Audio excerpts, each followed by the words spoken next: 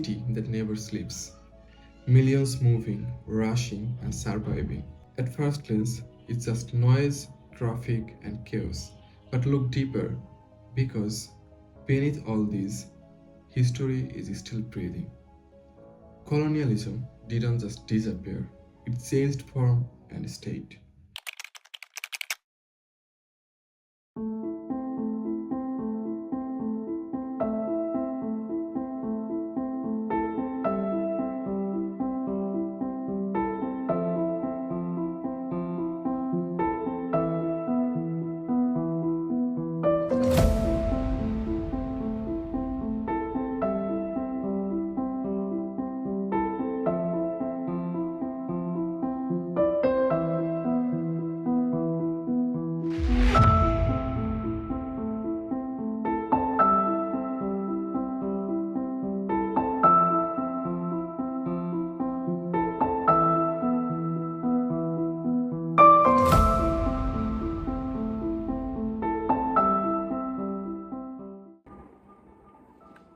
Walk through old Dhaka and you will see in the walls, in the roads, in the streets, in the silence between crowds. Places like Curtin Hall of Dhaka University and also the other buildings which bring the shadow of colonialism. Colonialism still stand as reminders of power of and control of British colonial rules. The city once had its own identity, its own rhythm, but what about now? Just like in Things Fall Apart novel, a society completed its own on its own until outsider and comes and change everything from language to culture. Not always with the guns and fear, but also with the system, rules, and beliefs, and also the religion.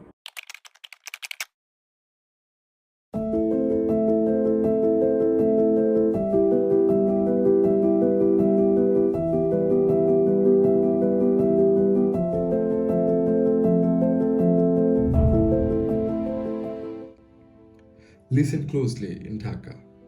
What language do you hear? English in classrooms, English on billboard, and English on your dreams of success. And Bangla closely paused aside. This is how control works, not by force, but by influence. In the home and the world, people struggle the same way, caught between who they were and who they were told to become.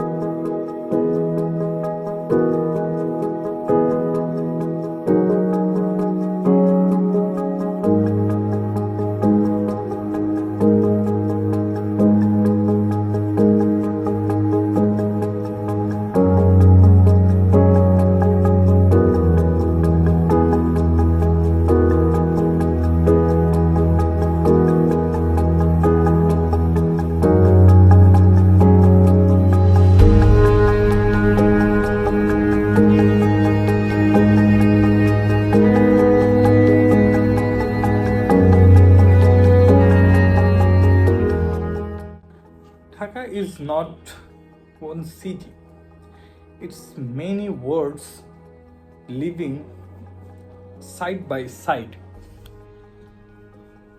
In one place, glass tower, expensive cafes, expensive cars. In another, just the street with the surviving peoples. No glass buildings, no expensive cafes, no expensive cars, just only surviving. The divide doesn't happen overnight. It took many years. Colonialism system, colonial system created the hierarchies, and somehow we are still living inside them, just like a prism.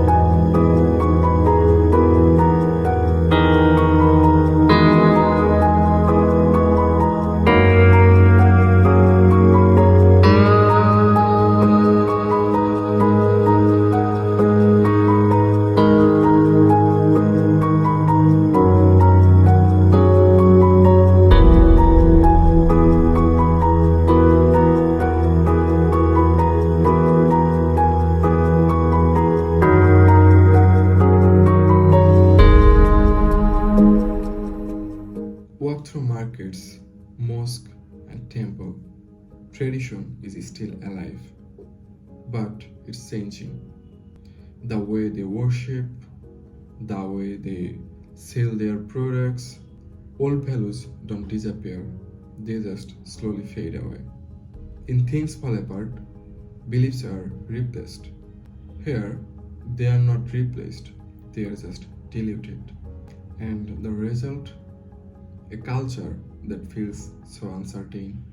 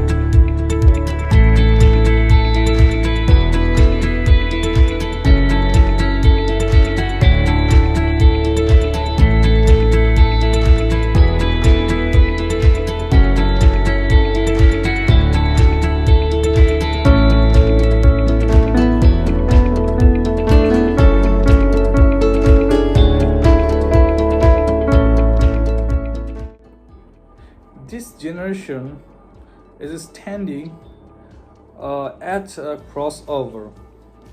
Not fully traditional, means they are not fully following their own tradition or trends. Again, not fully modern. Trying to belong everywhere and nowhere. Just like in Tagore's world, where identity becomes a struggle. Who are we really? And who decided that?